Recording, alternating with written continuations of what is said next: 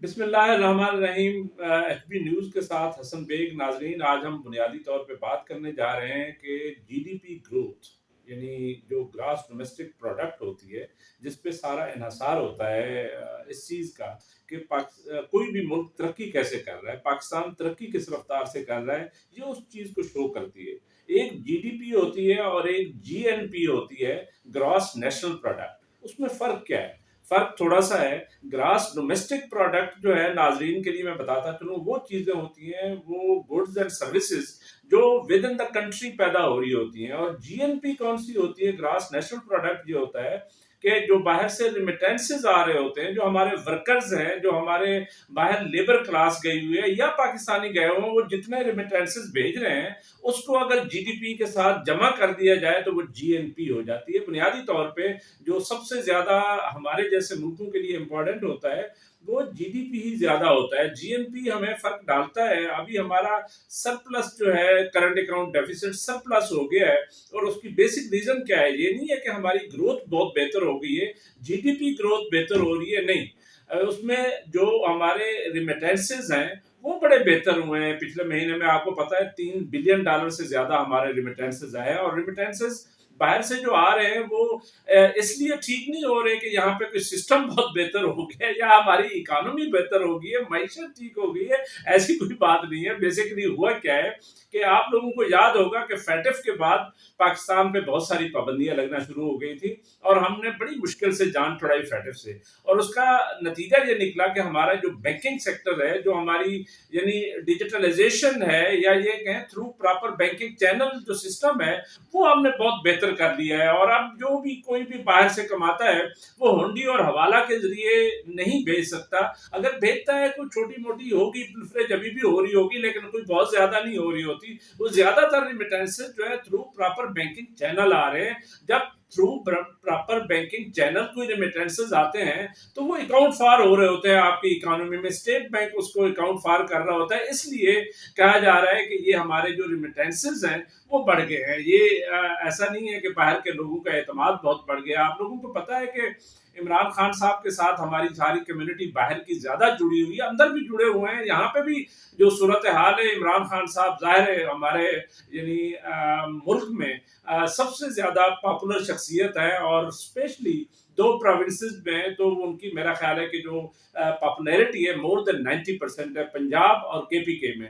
बाकी सूबों में भी ही इज पॉपुलर, लेकिन वो वाली सिचुएशन, जैसे अगर सिंध की हम बात करेंगे, तो वहां पे शहरों में जो है खान साहब बहुत पॉपुलर हैं। देहात में शायद उस तरीके से कम से कम ऐसा कोई सर्वे तो नहीं आया कि वो हूँ। और बलूचिस्तान आपको पता है कि बड़ा छोटी आबादी वाला प्रोविंस है।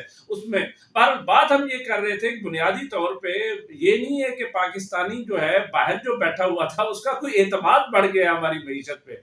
मेरा ख्याल है कि पॉलिटिकली स्पीकिंग वो एतमाद इतना नहीं बढ़ा, लेकिन वो ज़ाहिर है मजबूर है। अब मुझे बताएं कि सऊदी अरब में जो मजदूर काम कर रहा है, या मुत्तहिदा अरब अमारात में कर रहा है, या कहीं पे ये मिडिल ईस्ट स्पेशली, और बाकी भी ज़ाहिर है यूरोप में, अमेरिका में, ऑस्ट्रेलिया में, जहाँ पे भी है, जो भी पाकिस्तानी है, ज़ाहिर है उसको थ्रू प्रॉपर बैंकिंग चैनल अब पैसे भेजने पड़ते हैं, इसलिए वो रिमिटेंसेस। मैं लेकिन समझा ये रहा था कि जीडीपी और जीएनपी का फ़र्क क्या है। ये थोड़ा सा बोर्ड टॉपिक ना हो आप लोगों के लिए कि ये मैंने क्या समझाना शुरू कर दिया है, लेकिन हम रिव्यू ये कर रहे थे कि जीडीपी ग्रोथ जो है, क्या पाकिस्तान में बेहतर हो रही है?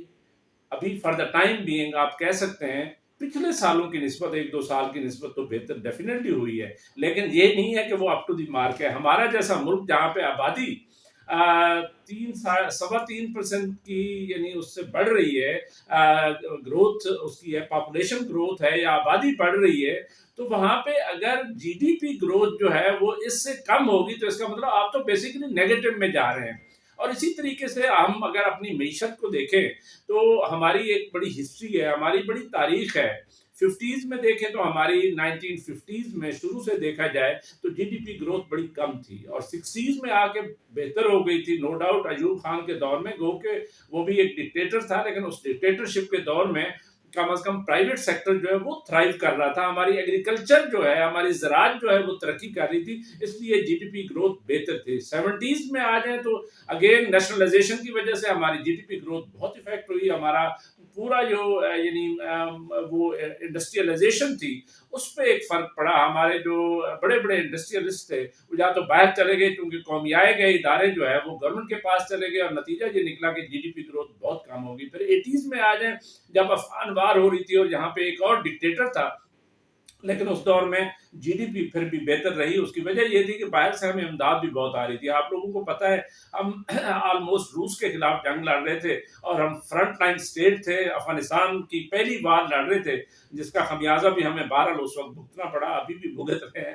وہ یہ ہے کہ کلاشنکوف کلچر اور نشہ بہت آ گیا تھا, یعنی ڈرگس کا کام بہت زیادہ ہو گیا تھا. اور آپ لوگوں کو یاد ہو, تھوڑا سا یاد دلاتا چلوں کہ وہ جو جنرل ضیاء الحق جو ہے جس جہاز میں امریکہ جا رہے تھے وہاں پہ وہ کہتے ہیں ہیروئن بری ہوئی تھی.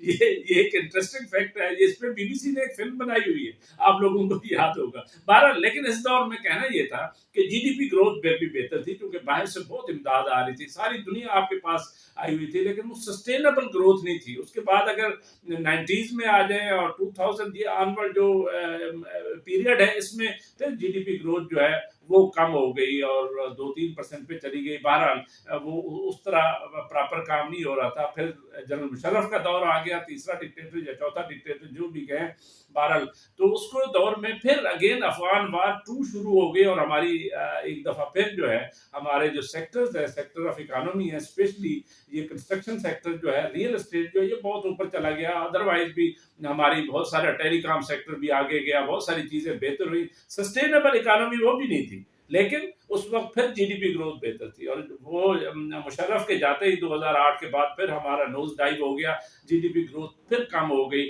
اور ابھی تک ہم بھگت رہے ہیں. درمیان میں خیر 1-2 ادوار ضرور ایسے آئے جس میں تھوڑی سی بہتر ہو رہی تھی, اور میں سمجھتا ہوں عمران خان کا دور ایسا تھا جس میں 6% پلس جو ہے ہماری جی ڈی پی گروتھ ہوئی. اور ایک بات میں بتاتا چلوں کہ میں نے جیسے اپنی پاپولیشن گروتھ کی بات کی, بڑھتی ہوئی آبادی کی بات کی, جس رفتار سے بڑھ رہی ہے, تو ہمارے جیسے ملکوں کو اگر ترقی کرنی ہے تو پھر کم از کم 9-10% جی ڈی پی گروتھ ہونا چاہیے, 8% سے کم تو ہونا نہیں چاہیے. اور ہمارے جیسے ملک اگر کوئی 10-15 سالوں کے لیے اتنی بڑی گروتھ اچیو کر لیں تو پھر جا کے ہمارا یعنی غربت پہ بھی فرق پڑے گا اور غربت بھی کم ہوگی, ہماری چیزیں بہتر ہوں گی.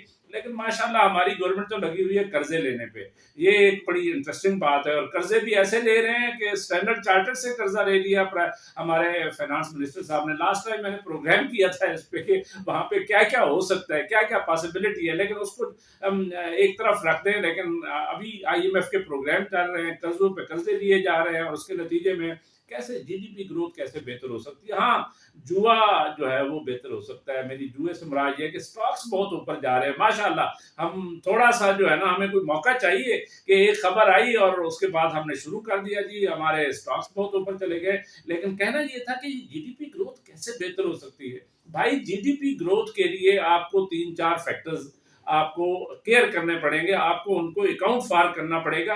نمبر 1 یہ ہے کہ آپ کو پولیٹیکل سٹیبلٹی چاہیے اور پولیٹیکل سسٹم چاہیے, رول آف لا چاہیے. اس کے بعد یہاں پہ دہشت گردی کا خاتمہ چاہیے, باہر سے فارن ڈائریکٹ انویسٹمنٹ چاہیے, اور فارن ڈائریکٹ انویسٹمنٹ کے ساتھ ساتھ یہاں پہ جو ٹیکسز ہیں ان کو بھی کم ہونا ہوگا, اور تاکہ کچھ سیکٹر جو ہے نا یہاں پہ گرو کر سکیں. آپ کو ایکسپورٹس بڑھانی ہوں گی, تب جا کے جی ڈی پی گروتھ بہتر ہوگی. اور یہ اس وقت بہتر ہوگی جب یہاں پہ کوئی حکومت جو ہے فارم 45 والی نہ ہو, 47 والی نہ ہو, 45 والی ہو. تو فارم 47 کو رد کریں اور کوئی سسٹم لے کے آئیں کہ پولیٹیکل سٹیبلٹی پیدا کریں, خدا کے لیے دہشت گردی سے جان چھڑائیں, اور تاکہ یہاں پہ جی ڈی پی گروتھ بہتر ہو. جی ڈی پی گروتھ بہتر ہوگی تبھی جا کے ہم غربت کو ایڈریس کر سکتے ہیں یا غربت کا خاتمہ کر سکتے ہیں.